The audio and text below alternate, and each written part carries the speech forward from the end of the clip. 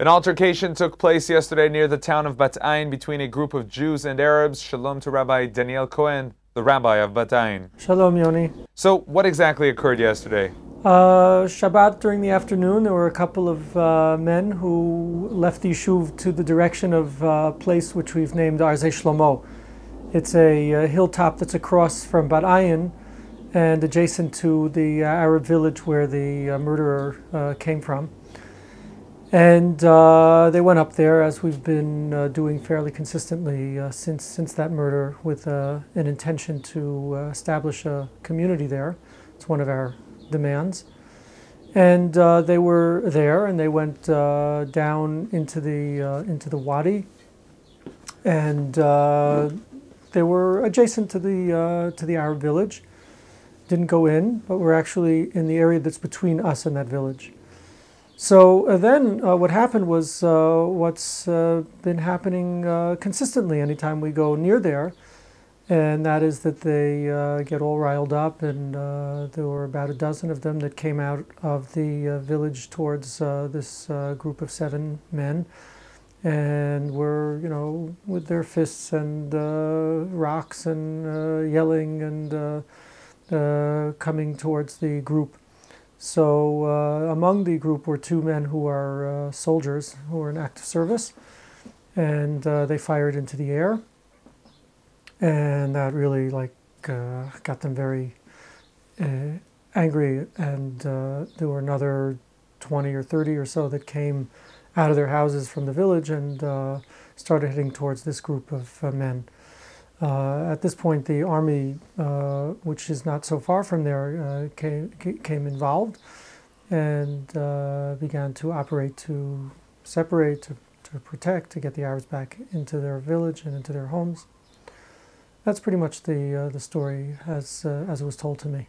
Now, we're hearing many complaints from Bat Ayin that the Israeli media has been giving some very one-sided coverage, stating that the Arab town was infiltrated by the Jews.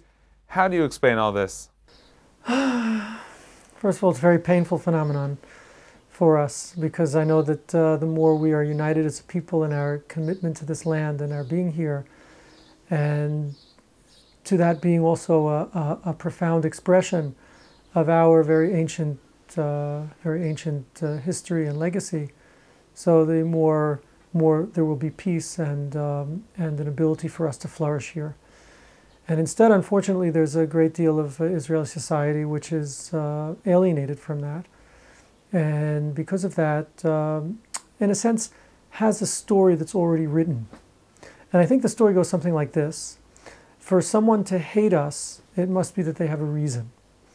It can't be that they hate us for no reason. It must be they have a reason.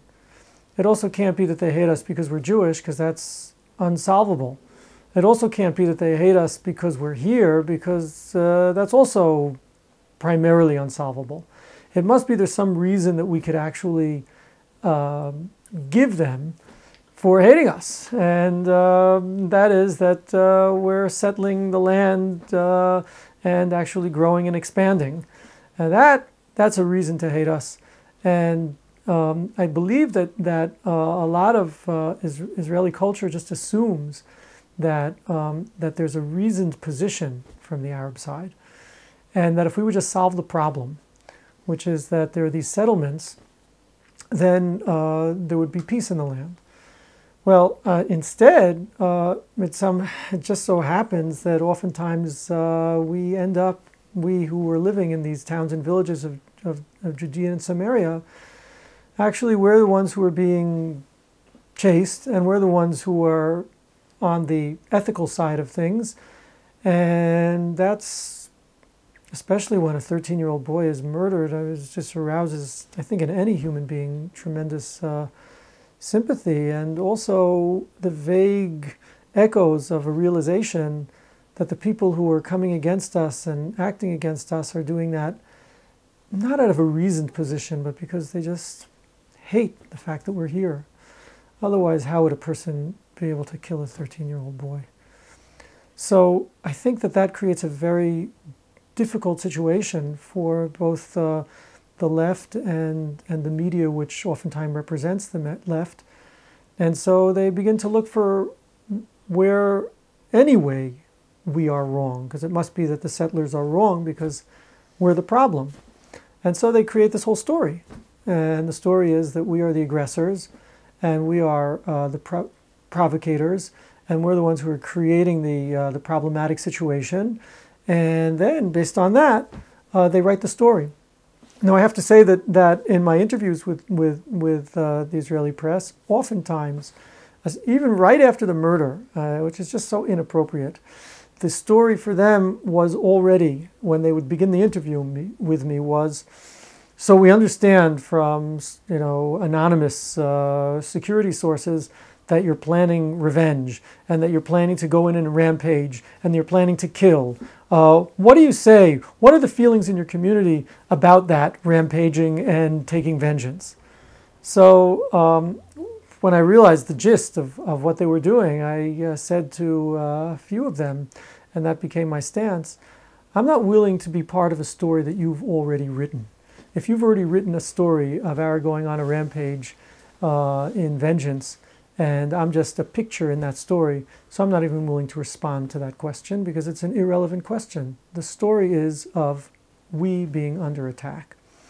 So I think that kind of a distortion of what the story is also what leads the press to continue to feed into a story which basically they've already written. Now, one thing the media is talking a lot about is revenge. The media is full of stories about how supposedly Bat Ayin is a community which takes revenge. Now we're hearing that your vengeance seems to be building new communities. I'm not sure I'd really call it revenge, but I would call it an appropriate response, or at least one of the appropriate responses, and that is that we are continuing to build and expand, and very firmly believe that any time there's a action like this which takes life, in addition to what I think is the appropriate kind of response which the Army needs to be taking of proper justice being meted out, not only to the particular individual who came to and did murder one of our people, but actually the entire society and village which is supporting him and educating him to do such things. We could talk about that separately, but our primary involvement right now is to build a community on the hilltop which is across from us. And that's a hilltop which was bought in the 1920s and 30s like ours was by Jews. The JNF owns a large tract there, and there's also government lands there.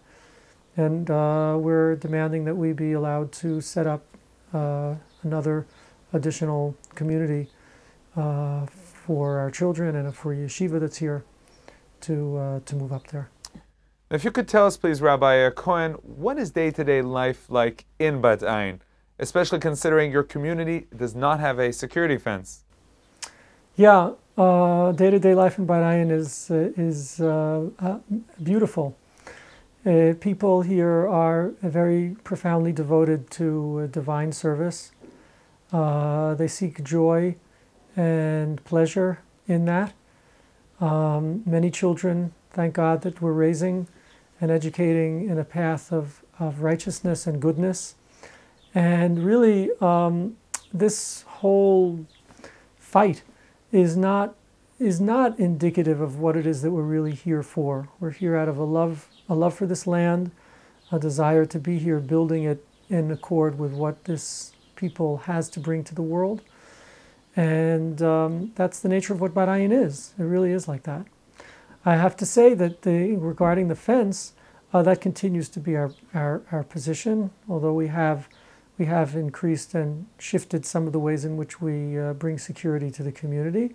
But the idea of putting up a fence around our community is something which remains anathema to us.